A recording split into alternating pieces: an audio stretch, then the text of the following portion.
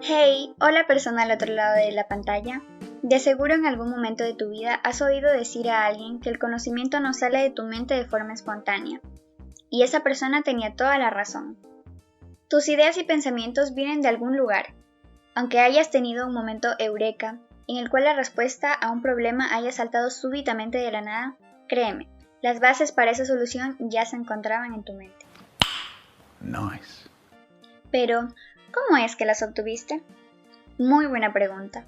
¡Qué buena pregunta, Dorothy! Tan buena pregunta que lleva siendo parte del haber de muchos pensadores a lo largo del tiempo, y se le han intentado dar multitud de respuestas a partir de varios posicionamientos de tipo filosófico, epistemológico e incluso psicológico. ¿Qué tal si le ponemos algo de salsa al asunto y revisamos una postura que englobe a las tres ciencias antes nombradas? Esto es Epistemología entre la ciencia y la sociedad, y el día de hoy tenemos Top 5 cosas que no sabías del empirismo. Número 1. El conocimiento viene de la experiencia. Si vamos a hablar de empirismo, primero hay que dejar muy en claro la base sobre la cual se sostiene toda la teoría. Hagamos un pequeño ejercicio mental. Tienes 5 segundos para responderme. ¿Qué es un helado? Listo, se acabó el tiempo. Lo más probable es que hayas empezado a describir al helado como un postre cremoso de distintos sabores y que se puede comer como paleta, en cono o en un vasito. Cualidades que vienen de una imagen mental que tienes del mismo y, según el empirismo, has llegado a comprender a partir de todas las veces que has podido comerte uno. Si nunca has comido un helado, no podrías describirlo. Para el empirismo, el conocimiento tiene su base en todas aquellas experiencias y evidencias que eres capaz de captar por medio de tu percepción sensorial. Tus sentidos te informan lo que está en el mundo, y tu mente se encarga de hacer conjeturas entre lo que ya has conocido y aquello que estás percibiendo. Al llevar este razonamiento al campo de la epistemología, nos topamos con la idea de que su objeto de estudio, el conocimiento científico, se ve validado cuando refleja la realidad observable y demostrable. La ciencia surge como la búsqueda de aquellas normas que rigen al mundo no conformado por ideas, sino por hechos que podemos experimentar de manera activa. Número 2. Su desarrollo se acuña en el Reino Unido. El empirismo nace a partir de la renovación de algunas ideas dejadas por los grandes pensadores clásicos como lo son Platón y Aristóteles, pero su boom se aleja de los dominios de Zeus en la antigüedad para acercarse a las tierras de su majestad en la modernidad. Se ubica como su primer gran exponente a Francis Bacon, quien viviese entre el 1561 y 1626 en el Reino Unido, un célebre filósofo, político, abogado y escritor inglés, y a quien se le adjudica la elaboración del método empírico en filosofía. Sostuvo que la fuente de todo conocimiento son los sentidos, y que el objeto de la investigación es la naturaleza, la materia, que ésta no es homogénea ni abstracta, que posee diversas cualidades, diversas formas. En sus propias palabras, los sentidos son infalibles y constituyen la fuente de todo conocimiento. La ciencia es una ciencia experimental que consiste en la aplicación del método racional a los datos de los sentidos. Inducción, análisis, comparación, observación, experimentación, tales son las condiciones esenciales de un método racional. También hay que nombrar a John Locke, ubicado entre los años 1632 y 1704. Da su principal aporte con su ensayo titulado Ensayo sobre el entendimiento humano, mismo en el cual expone su mirada hacia la mente humana como una tabula rasa, dígase como una hoja en blanco, misma en la cual se escribe una historia de vida conforme la persona experimenta con su medio. También plantea la diferenciación entre la sensación y la reflexión, siendo la primera proveniente de los sentidos y la segunda proveniente de las operaciones mentales. Asimismo, la mente es capaz de crear ideas de primer nivel en forma pasiva, pero la única forma de darles trascendencia real es mediante la combinación, comparación o abstracción de estas. También hay que mencionar a George Berkeley, un obispo irlandés que modificó parte de las ideas de Locke para evitar la generación de una puerta hacia el ateísmo. Su tesis se basó en la implementación de un principio denominado esse est percipi, entiéndase como ser es ser percibido. Una idea con la cual la existencia depende de la percepción, siendo esta la esencia del ser, pero no dependiendo de un espectador humano para existir.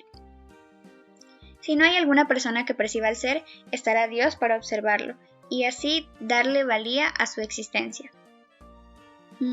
Oigan, creo que nos falta alguien muy importante por aquí. ¿Quién, yo? Número 3. Hume. Por supuesto, si hablamos de aquellos pensadores quienes consideraban que mediante la experiencia se adquiere el único y verdadero conocimiento, no podemos dejar de lado a Hume. Este pensador escocés consideraba que todo lo que tiene que ver con nuestro pensamiento procede de nuestra percepción, siendo ésta interna o externa. Es decir, solo conocemos lo que procede de los sentidos y, en otras palabras, lo que está presente en la mente se da gracias a las percepciones, mismas que pueden ser impresiones o ideas. Definamos de mejor manera estos conceptos, ¿te parece? Las impresiones tienen que ver con la experiencia externa, esto teniendo en cuenta que para Hume las impresiones no eran otra cosa que aquellos datos inmediatos, es decir, imágenes vivas presentes en la mente. Para añadirle cierto grado de fuerza a este concepto, se puede decir que las impresiones están relacionadas con nuestras percepciones más intensas. Por otro lado, las ideas son contenidos reproducidos o derivados de las impresiones.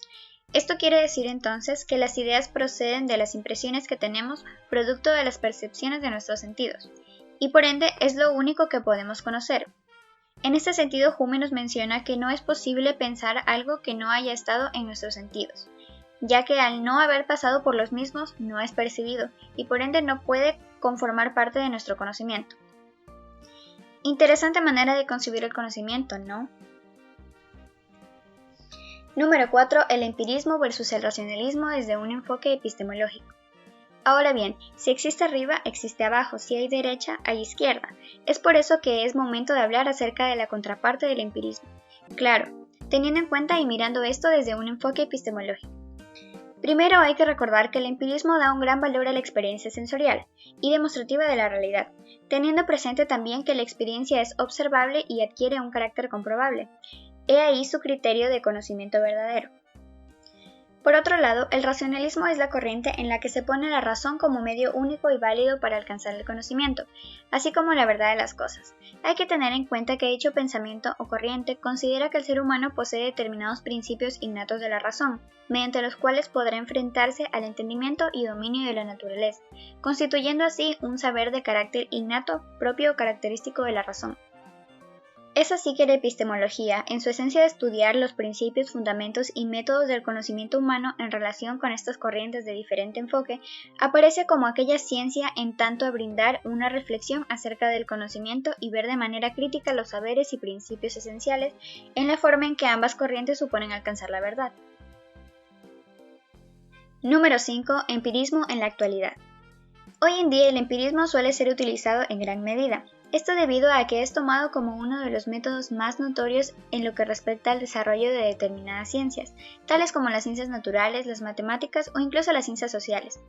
Esto debido a que dichas ciencias toman como base hechos o fenómenos los cuales mediante un enfoque empirista se puede pretender una sustentación o explicación, que cabe mencionar adquieren un carácter válido. De la misma manera, el aprendizaje de una determinada ciencia o disciplina se ve influenciada por la práctica y repetición constante de la misma, es decir, el conocimiento se irá adquiriendo por medio de la experiencia y percepción por medio de los sentidos. En otras palabras, aprendemos haciendo. Hay que mencionar también que el empirismo en la actualidad maneja lo que sería el método inductivo, es decir, un razonamiento que parte de premisas particulares para tener o llegar a una conclusión general. Pero esto no acaba allí, ya que la epistemología también juega un papel importante, ya que la misma se encarga de cómo se genera y se valida dicho conocimiento de carácter empírico. Además, analiza los preceptos que se emplean para justificar los datos adquiridos por medio de este enfoque. En otras palabras, en los tiempos actuales el empirismo y la epistemología van relacionados, uno adquiriendo conocimiento por medio de los sentidos y la experiencia, y el otro validando el conocimiento que se vaya adquiriendo. Y eso es todo por hoy. Esperamos te hayas entretenido y ya con eso puedas comentarle a tus amigos sobre el empirismo y la epistemología. Recuerda darle like y si no estás suscrito, ¿qué estás esperando? Dale al botoncito rojo y esa campanita de allá abajo para que no te pierdas de ninguno de nuestros nuevos videos. Esto fue Epistemología entre la ciencia y la sociedad.